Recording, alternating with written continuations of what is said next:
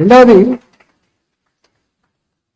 ఇవాళ ఒకప్పుడు భారతదేశం అంటే పేద దేశం, థర్డ్ వరల్డ్ కంట్రీ.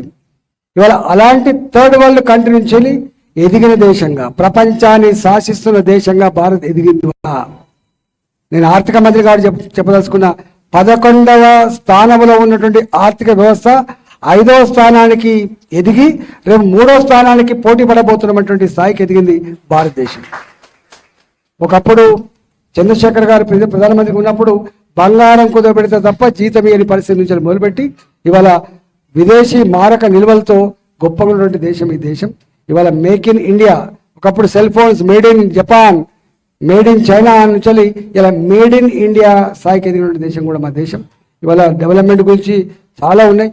ఇలా ఇక్కడ మాత్రం బీఆర్ఎస్ పార్టీ కానీ ఓట్లు వేయడానికి కారణం ఏంటంటే ఫ్లైఓవర్లు నిర్మించిండ్రు, రోడ్లు వేసిన అనుకున్నారు. కానీ ఇవన్నీ సొమ్ము ప్రజలే కావచ్చు కాక, రాష్ట్ర ప్రభుత్వం ఖర్చు పెట్టినా, కేంద్ర ప్రభుత్వం ఖర్చు పెట్టినా, మన పన్నుల డబ్బులే ఖర్చు పెడుతుండొచ్చు కాక, కానీ పేరు మాత్రం వాళ్ళు చెప్పుకుని ప్రతి ఇవాళ కడుతున్నటువంటి ఈ వేస్తున్న రోడ్లు కావచ్చు, కడుతున్న ఫ్లైఓవర్లు కావచ్చు, ఇవాళ అది ఎల్బీనగర్ రోడ్డు కావచ్చు, అది ఉప్పల్ రోడ్డు కావచ్చు, అది కొంపల్ రోడ్డు కావచ్చు, ఇవన్నీ కూడా కేంద్ర ప్రభుత్వం ఇచ్చినటువంటి నిధులే.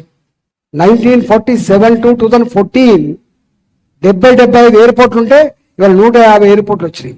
ఇవాళ నేషనల్ హైవేస్ 1947 నుంచి 2014 వరకు ఎన్ని వేల కిలోమీటర్లు ఉందో ఈ 10 సంవత్సరాల కాలంలో అన్ని వేల కిలోమీటర్లు కట్టించి నేషనల్ హైవేస్ మనం చూస్తూ ఉన్నాం. ఎంత ఫాస్ట్గా పోతున్నాం. ఒకప్పుడు కరీంనగర్ పోవాలంటే 4 గంటలు ఉండేది, ఒకప్పుడు నాగపూర్ పోవాలంటే 10 గంటలు ఉండేది, ఒకప్పుడు వరంగల్ పోవాలంటే 3 hours 4 hours ఉండేది. ఇవాళ 2 hours 1.5 hours పోయగలిగే పరిస్థితి వచ్చింది.